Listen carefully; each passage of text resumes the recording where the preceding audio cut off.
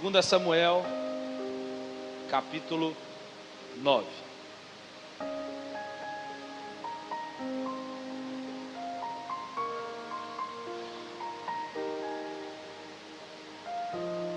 Quem encontrou? Perguntou Davi: resta alguém da casa de Saul para que eu o trate com bondade por amor de Jonatas? Havia um servo na casa de Saul cujo nome era Ziba. Chamaram que viesse a Davi. Disse-lhe o rei: és tu Ziba? Respondeu ele: teu servo. Perguntou o rei: não há ainda algum da casa de Saul a quem eu possa mostrar a bondade de Deus? Ziba respondeu ao rei: ainda há um filho de Jonatas, aleijado de ambos os pés. Perguntou o rei: onde ele está? Respondeu Ziba ao rei: está na casa de Maqui, filho de Amiel, em Lodebar. Assim mandou o rei Davi trazê-lo da casa de Maqui, filho de Amiel, em Lodebar. Vindo Mefibosete, filho de Jonatas, filho de Saul, a Davi, prostrou-se com o rosto em terra e se inclinou e disse a Davi: Mefibosete. Respondeu ele: teu servo. Disse-lhe Davi: não temas, pois de certo eu usarei de bondade contigo por amor de Jonatas, teu pai. E te restituirei todas as terras de Saul, teu pai, e tu sempre comerás pão à minha mesa. A minha o quê?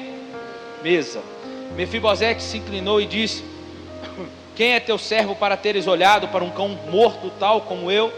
Então o rei chamou a Ziba, servo de Saul, e lhe disse: tudo que pertencia a Saul e toda a sua casa dei ao filho de teu senhor. Trabalharás a terra, tu, teus filhos, os teus servos, e recolherá os frutos para que o filho de seu senhor tenha pão que coma. E Mefibosete, filho do teu senhor, sempre comerá pão ao quê? A minha mesa. Tinha Ziba 15 filhos e 20 servos. Então disse Ziba ao rei: conforme tudo o que o meu senhor, o rei, manda a seu servo, assim fará ele. Assim Mefibosete comeu à mesa de Davi como um dos filhos do rei. Tinha Mefibosete um filho pequeno, cujo nome era Mica. Todos os que moravam na casa de Ziba eram servos de Mefibosete. E Mefibosete morava em Jerusalém, porque sempre comia à mesa do rei. A mesa de quem? E era coxo de ambos os pés. Irmãos, nós vamos pregar debaixo de um título: a mesa de Jesus. Pedi para o Rafa colocar ali a mesa da última ceia, e você vai entender até o final dessa mensagem. Estamos diante de um texto lindo, um texto que talvez você já ouviu essa história por várias e várias vezes, e é um texto que reflete a bondade de Deus, mostrando a sua misericórdia, o seu favor com aqueles que não são merecedores.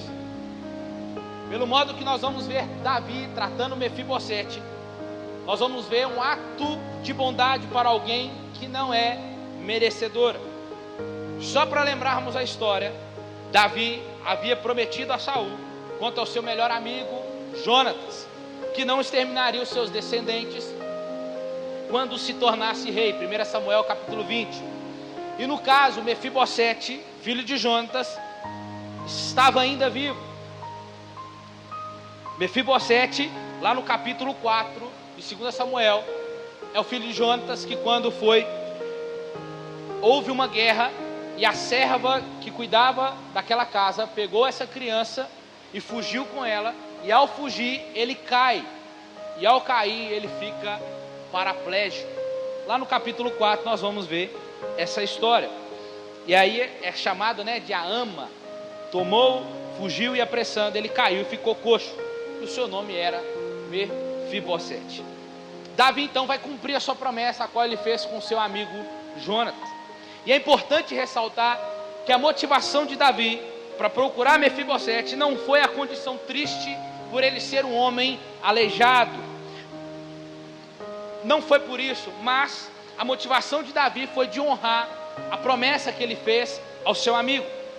E eu já abro um parênteses aqui bem rápido para nos dizer uma coisa: que o mesmo aconteceu comigo e com você. A bondade de Deus nos encontrou, amém? Por meio da sua graça e misericórdia. Somos chamados não porque merecemos alguma coisa, somos chamados por amor a Jesus, amém? E em sua graça, então, Deus nos dá aquilo que não merecemos, e em sua misericórdia, Ele não dá aquilo que merecemos, mas o que nós precisamos. Davi, então, descobriu o paradeiro de Mefibosete por meio do servo dele, Ziba. Davi o encontra e adota Mefibosete extraoficialmente e começa a devolver ele as terras a qual o pai tinha herdado. Depois convidou ele para morar no palácio e colocou ele para se assentar à mesa do rei. E o fato de Davi ter tomado a iniciativa de resgatar Mefibosete nos lembra também de quem foi o primeiro passo em nos resgatar. Foi de Deus, amém? Foi de Deus. Então Davi menciona aqui 4 vezes que Mefibosete iria comer na mesa com ele. Mefibosete reconhece que não merecia, que ele era como um cão morto, assim como quando Cristo nos encontrou. Efésios vai dizer que quando ele nos encontrou, estávamos nós mortos em nossos delitos e pecados. E hoje ele vindo até nós, ele agora não só nos trouxe vida, mas nos fez assentar na mesa com ele. Amém? Assim somos eu e você. Estávamos mortos, como Mefibosete, morando num lugar chamado talvez de uma cidade do nada, Lodebar, uma cidade esquecida, a qual o rei mandou buscar. E de mais diante também, fazendo outro paralelo, somos também como Ziba. Porque se você ver o texto, quando Davi pergunta se tem alguém da casa de Saul, Ziba não fala assim, tem Mefibosete, e pronto, não. Ela faz questão de dizer, tem Mefibosete, aquele que é aleijado. Ela faz questão de colocar um sobrenome ali. Fulano, aquele pecador. Fulano, aquele que é adúltero. Fulano, aquele que é mentiroso. Fulano, aquele que é fofoqueiro. Muitas das vezes somos eu e você assim, como Ziba. Escuta aqui que você vai entender até o final da mensagem. Cristo está querendo nos ensinar alguma coisa aqui nessa noite. E a primeira coisa que nós temos que ver é que não importa o lugar que está, ou onde estava, a condição que estava, o rei é o único que tem condição de colocar para sentar à mesa que é dele. Porque a mesa é de direito dele. Isso me faz entender algo para nós continuarmos a pregação aqui. Eu quero que você abra a sua Bíblia lá em Lucas capítulo 22, que vamos fazer um paralelo a partir do versículo 7. Você está bem aí? Está tudo bem aí? Lucas 22, versículo 7. Quem encontrou? Chegou o dia dos pães asmos, em que era necessário sacrificar a Páscoa. Jesus enviou Pedro e João dizendo, ide preparai-nos a Páscoa para que comamos. Eles lhe perguntaram, onde quer que preparemos? Então ele respondeu, quando entrardes na cidade, encontrareis um homem levando um cântaro de água. Segui-o até a casa em que ele entrar. Dizia o dono da casa, o mestre manda perguntar, onde está o aposento em que comerei a Páscoa com os meus discípulos? Então ele vos mostrará um grande cenáculo mobiliado. Fazei os preparativos. Eles foram e acharam tudo como Jesus lhe havia dito. Então prepararam a Páscoa. Chegada a hora, pôs-se a Jesus ao quê? À mesa com ele e os discípulos. E disse-lhes, desejei muito convosco esta Páscoa antes do meu sofrimento, pois eu vos digo que não mais comerei até que se cumpra o reino de Deus. Então Jesus tomou o cálice, deu graças e disse, tomai e repartiu entre vós. Por isso, pois vos digo que não mais beberei do fruto da vide até que venha o reino de Deus. E tomou o pão, deu graças, partiu e disse, isto é meu corpo, que por vós é dado, fazer isso em memória de mim. Semelhantemente tomou o cálice depois da ceia, dizendo, este é o cálice da nova aliança, do meu sangue derramado por vós, somente até aí. Este é o meu cálice da nova aliança, que é derramado por vós. Irmãos, 3 pontos aqui importantes. Antes da ceia, durante a ceia e depois da ceia. Mateus capítulo 26, que é o contexto, encaixa nesse texto aqui. Aparece uma mulher derramando um perfume nos pés de Jesus. Nós vemos os discípulos presentes. Vemos Judas dizendo que aquilo era um desperdício. Durante a ceia, vemos Jesus assentado, partindo o pão e anunciando um traidor. E diante da mesa vemos um que estava para ponto para negá-lo e também um que mostraria ser incrédulo. Depois da ceia, este queria negar e os outros que fugiram, se escondendo. Entenda, durante a mesa da ceia ali, um chega por último, esse um é Judas.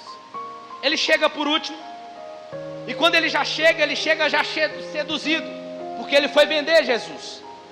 Jesus lavou, e eu quero que você preste bastante atenção, Jesus lavou os pés do traidor, lavou daquele que queria negar, daquele que dizia que só acreditaria se tocasse nele, e vemos o outro dizendo que era o mais amado. Irmãos, é inconcebível pensar que o homem que vai trair Jesus, o outro que vai negar, e o outro que não vai ter fé, é um incrédulo. É inconcebível pensar que Jesus escolheu homens assim. É inconcebível pensar que Jesus lavou os pés de homens assim. É inconcebível pensar que Jesus colocou homens como esses para sentar à mesa do lado dele. Não entra na mente. Aí você pode dizer assim como eu: o que Jesus está pensando? Quais são os critérios que Jesus usa na sua escolha? Será que ele não está percebendo que esses homens não prestam? E lembrando que Cristo está escolhendo gente marginalizada. Possivelmente esse homem que eu acabei de citar, que é Mefibosete, que Davi chamou, e mais esses 12 que nós estamos falando aqui, são homens que não prestam para a religião. Em João capítulo 8 nós encontramos uma mulher adúltera, que a religião queria matá-la. Em João capítulo 9 dizemos que o menino está cego por causa dos seus pais, e Jesus disse que essa doença era para a glória de Deus. Cristo está sempre perto de gente desprezada e sempre perto de gente marginalizada. Temos 12 homens marginalizados que estão perto de Jesus, mas se esses homens não percebem a dimensão de quem está falando ali com eles. Temos 12 homens assentados à mesa, e eles não tinham condição nenhuma, irmãos, de assentar ali. Cristo, então, no texto que lemos, está partindo o pão. O que ele está fazendo ali? Ele está se dando. Cristo está se dando, Cristo está se rasgando, não só para a gente que não merecia, como Ele está também dando o seu sangue para quem também não merece. O que é isso? Isto é graça. É Cristo está dando de si para a gente que não merece. E quando eu olho para essa figura da mesa, esses homens assentados ali, eu olho para o que eles fizeram antes, durante e depois, e penso: será que Jesus não sabe escolher? Será que ele não sabe quais são os critérios que ele está usando na escolha? E a figura da mesa de Davi e Mefibosete, e essa de Jesus com seus discípulos, nos traz muitos ensinamentos. Quando olhamos para essa mesa, irmãos, mesa é lugar de relacionamento. Eles estão sentados de uma forma, se você perceber ali, a qual o pintor Da Vinci também fez essa pintura.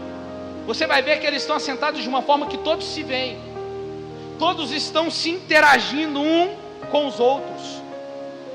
E Cristo parte o pão para todos e dá a eles para comer.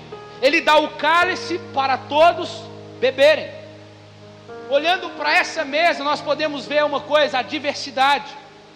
Cada um deles tem uma visão diferente do Cristo, como vemos nos evangelhos. Mateus escreve para os judeus, Nós vamos ver Marcos, que foi discípulo de Pedro, vai escrever para os romanos. Lucas, discípulo do apóstolo Paulo, escreve para os gregos. E o apóstolo João, vendo Jesus de outra forma, escrevendo para todos os povos. Nós vamos ver que eles estão sentados à mesa e eles têm uma visão diferente do Cristo. E olhar para a mesa de Jesus é ver uma diversidade que aponta para toda a igreja, que aponta para todo mundo e para o próprio céu, que é o lugar que desejamos, porque o próprio Deus pretende nos reunir numa mesa diversa. Amém? E a igreja é esse lugar de diversidade.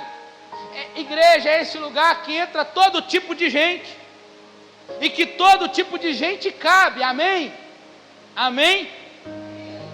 E Cristo então, quando escolhe 12 homens que não são nada, colocou eles na mesa e diz para nós, e dizendo para eles: sou eu que escolho, sou eu que chamo. E Deus dizendo para nós que nós não temos o poder de dizer quem Ele pode e quem Ele não pode colocar na mesa que é dele. Mas nós queremos escolher, irmãos. Nós queremos escolher quem pode assentar à mesa. E me faz lembrar dessa mesma ocasião que Paulo vai usar em 1 Coríntios capítulo 11, versículo 23. Porque eu recebi do Senhor, que também vos ensinei, que na noite em que Jesus foi traído, Ele tomou o pão, repartiu aos seus discípulos e disse: coma, porque todas as vezes que fazer isso em memória de mim. E também semelhantemente tomou o cálice, repartiu os discípulos e disse: todas as vezes que beberdes, beba em memória de mim. Ele faz menção dessa noite da última ceia. E o que está havendo na igreja de Corinto? Está havendo divisão na igreja. O que está acontecendo? Os ricos estão chegando mais cedo para comerem a mesa da ceia. Esse é o problema. Eles estão participando da ceia com o coração dividido. Eles estão excluindo pessoas de assentar à mesa, dizendo quem é digno e quem não é, quem pode assentar e quem não pode. Irmãos, isso é terrível. Mas nós fazemos isso, seja diretamente ou indiretamente, seja aqui, seja aqui. Na mesa, em torno dela, o propósito sempre é falar de Jesus. Pois, irmãos, entenda, é muito fácil dizer quem pode assentar à mesa depois que já se assentou. Sim ou não? É muito mais fácil dizer quem pode ser salvo depois que eu e você já fomos salvos. É muito fácil. E a pergunta que devemos fazer é: o que fizemos para assentar na mesa? O que eu fiz para ser salvo? Às vezes nós excluímos pessoas por elas não estar no mesmo patamar de espiritualidade nossa. Mas quem é mais espiritual? Quem está pregando sempre? Quem ora 3 horas da manhã? Quem jejua 3 vezes na semana? Ou aquele ou aquela que não consegue abrir a boca para falar nada, mas tem um coração humilde e quebrantado diante de Deus? Você precisa entender, irmãos, que a mesa de Jesus não é só a mesa da comunhão, mas também ela é a mesa da misericórdia. Você e eu, tem a pergunta que eu faço para mim e para você: será que nós temos sido discípulos na mesa ou temos sido um pedágio? Como assim? O pedágio é aquele que diz: para você entrar, você tem que fazer isso, você tem que ser aquilo, você tem que fazer isso, aquilo outro, você tem que pagar X. Será que nós temos sido? Entenda, irmão, a mesa não é para quem merece, a mesa é para quem Ele chama. Aleluia! Jesus está dizendo: sou eu que disponho lugares à mesa, sou eu que disponibilizo lugares à mesa. É Ele. Pode ser daqui, desse lado, eu posso dizer: Jesus, tu vai chamar Judas mesmo? Você tem certeza? Escuta. Ele poderia responder: sim, eu vou chamar.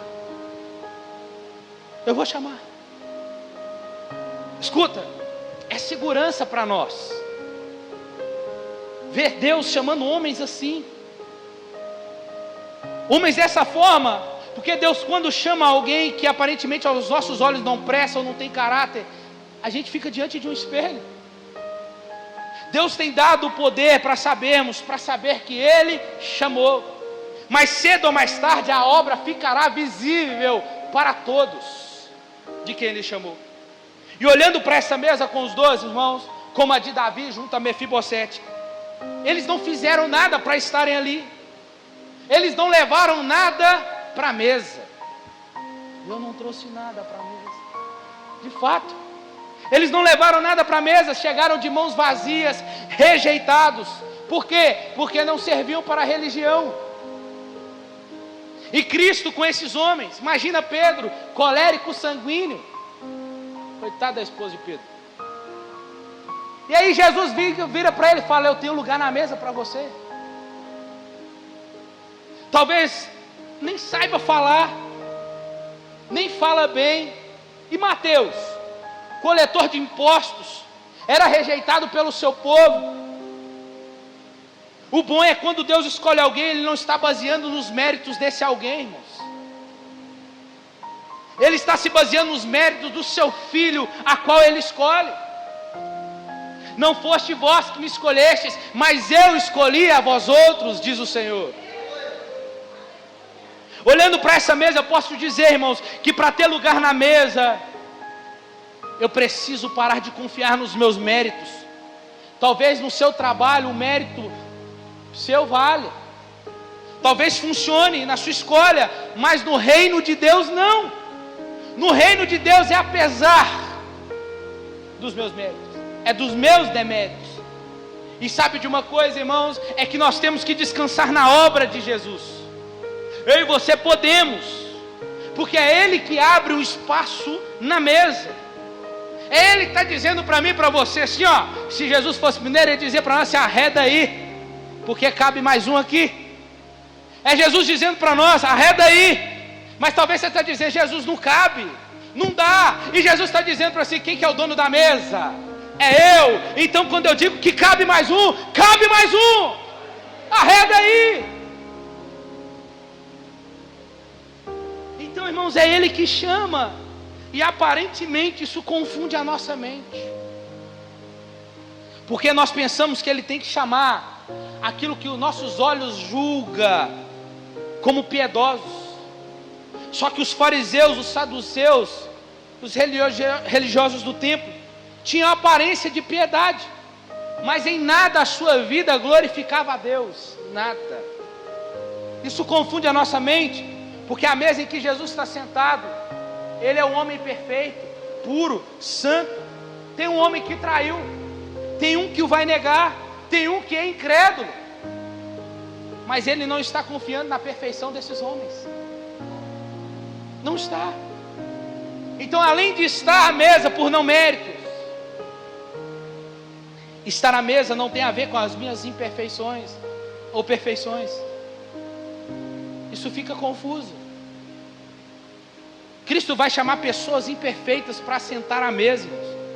Gente como eu, como você, como Mefibosete. Pessoas imperfeitas. O que esses homens tinham? O que Mefibosete tinha? Era um homem dependente de pessoas. Eu quero ir ali, me leva. Eu preciso disso, me ajuda. Dependente. O que esse homem tinha? Nada. É por isso que Jesus vai dizer lá em João capítulo 10: eu ainda tenho outras ovelhas que não são deste aprisco. Você está pronto para Jesus dizer para você: arreda aí porque está chegando? Arreda aí porque eu tenho lugar para mais um? Dá para sentar do seu lado? Dá? Misericórdia.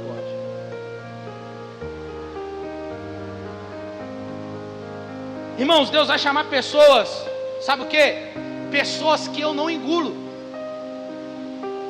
Deus vai chamar pessoas que os meus olhos não merecem, que os meus olhos não merecem ser colocados à mesa. Lembra de Ziba, serva de Davi, quando Davi pergunta para ela: tem alguém? Ela diz: tem. Mefibosete, aleijado. Para que falar isso? Está dizendo: ele não é do jeito que o senhor quer, não é da forma que o Senhor precisa. Ele não vai te servir em nada, porque ele é um aleijado. Aguarda o final.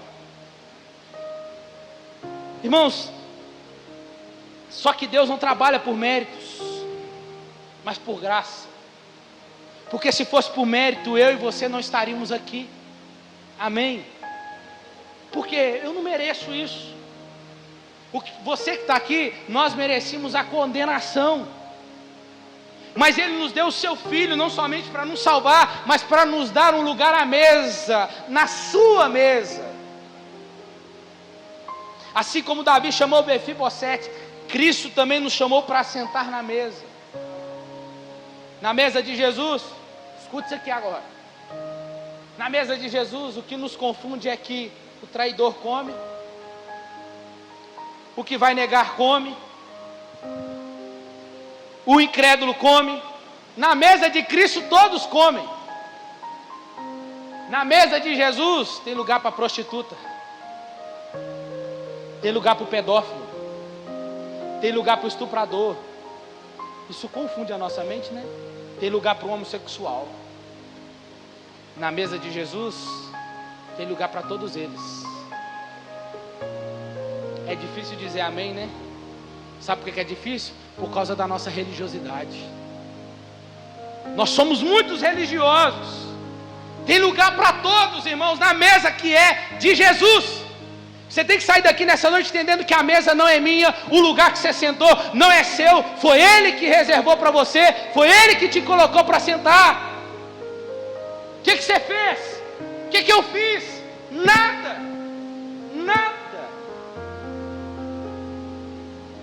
Mesmo que eu venha achar que o outro não mereça, a mesa não é este lugar que eu acabei de dizer para essas pessoas.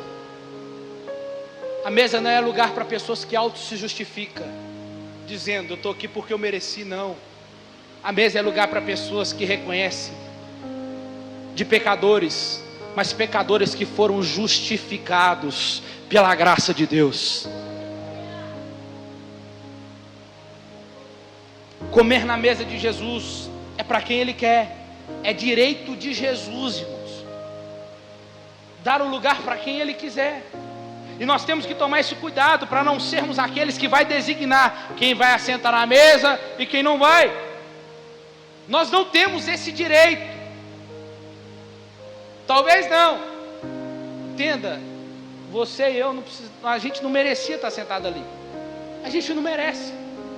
Outra coisa que nós deveríamos deixar e entender é que esses 12 homens tinham lugares à mesa.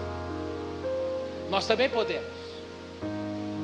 Se Ele escolheu 12 homens imperfeitos, que não tinham mérito algum, que não falavam muito bem, que não tinham títulos nenhum, se Ele escolheu homens como eles para se sentar à mesa da comunhão, Ele também pode nos escolher.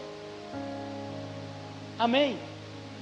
Ele também deseja nos escolher, e é Ele que concede para nós um lugar na mesa. Não é porque é tão crente eu sou, não é porque eu não bebo, eu também não fumo. Não é. A fé cristã não se resume a uma razão moral, ou uma moral. Não. Porque tem vários crentes moralistas. Muitos. A fé cristã se resume a um novo nascimento, a uma nova forma de viver e gozar da mesa que está diante de nós. Você está aqui ainda? Então tome cuidado, irmãos, porque essa mesa não só fala de relacionamento, mas de um lugar que Deus domina. O reino de Deus não é uma democracia em que você tem que opinar do que Ele deve fazer, o que você acha que Ele pode fazer melhor. Não, é Ele que manda, é Ele, porque a mesa é dEle, os lugares da mesa é dEle. Ele dá e dará a quem quiser, e vai assentar quem Ele quiser. Você querendo ou não, queira você goste ou não. E se você acha, e se você acha que teu irmão não merece, que fulano não merece, que ciclano não merece. Entenda, talvez você está diante do espelho do seu próprio eu, dizendo para você também que você e eu não merecemos. É possível, irmãos, que encontramos na mesa pessoas que o pastor Edgar não julgue merecedora. De verdade, só de saber que eu tenho um lugar na mesa, a gente tinha que ficar constrangido com isso. Se existe um lugar na mesa para esse pregador, aqui, esse pecador desgraçado que vos fala, existe um lugar para qualquer um aqui, irmãos. Para qualquer um. Se Cristo arredou a cadeira e disse: senta aí, Edgar, assim Ele pode falar para outra, Ele pode falar para qualquer um. Sou pecador do mesmo jeito, como diz o pastor Márcio, sou comedor de feijão igual vocês. Se Cristo arredou a cadeira, irmão, então se tem uma pessoa, se existe uma pessoa que é pior, é eu que estou aqui diante de vocês para dizer isso. Se Ele então desejou me colocar sentado na mesa, Ele pode fazer isso com qualquer um, irmãos. Com qualquer um. E assentar à mesa com Jesus não é um privilégio para os perfeitos, é graça que aperfeiçoa naquele que não é bom o suficiente. Aleluia. Deus é o único que nos faz assentar no lugar da sua vontade. Ele é o único que é capaz de ceder um lugar para nós. Não é o quanto, ou o quão bom evangélico eu sou, ou pareça ser. Não tem nada a ver com isso. Esse lugar na mesa não é conseguido quando você bate o seu ponto no culto, ou quando eu e você entregamos o dízimo, as nossas ofertas, ou entregamos uma oferta para a missão. Mas é porque eu estou na mesa é que eu oferto, é que eu dizimo e venho para o culto. Por quê? Porque eu não tinha nada, nem lugar na mesa. Como o cego de nascença disse, eu era cego, nós éramos coxos. Assentar na mesa com Jesus é ver que Ele não está chamando gente boa, não está chamando gente santa, não está chamando gente legal. Ele está chamando o pior tipo de pessoa, de gente, para que a glória seja sempre dele. Aleluia. E o Senhor diz para nós hoje: a mesa é minha, eu chamo quem eu quiser. Você está pronto para isso? Talvez você está dizendo aí, fulano tinha que estar aqui para ouvir isso, né? Não. Você e eu que tínhamos que estar aqui mesmo. Sabe por quê? Para saber que esse lugar à mesa custou a você nada. Nada. Eu e você não pagamos nada. Nós não levamos nada. Quando você chegou, a mesa já estava posta. Já estava lá. Por quê? Porque um homem pagou o seu lugar. Porque um homem pagou para que você e eu assentássemos nessa mesa. Tem pessoas que dizem assim: quando eu abandonar o meu vício, quando eu parar de fazer isso, quando eu parar de fazer aquilo, eu vou até Jesus. Escuta, você não consegue nada sem Jesus. Nada. Você não vai conseguir voltar a ouvir sem Jesus. Você precisa entender que na volta, no processo de vir até Jesus, que está se desenvolvendo, existe um processo acontecendo, e esse processo só acontece assentado à mesa. Não sou digno, você pode dizer. Eu não sou digno, não interessa. A mesa é para você que reconhece que é indigno. A mesa é para você. Não é isso que Paulo fala? Deus não nos salvou quando nós nos arrependemos, não. Deus nos salvou quando ainda éramos pecadores. E quando Ele nos salvou quando éramos ainda pecadores, o que Ele fez? Reservou um lugar à mesa para nós, quando ainda éramos pecadores. Você vai esperar ficar pronto? Você vai esperar abandonar, largar o seu pecado para você ir? Não, venha, porque o processo acontece no assentar à mesa.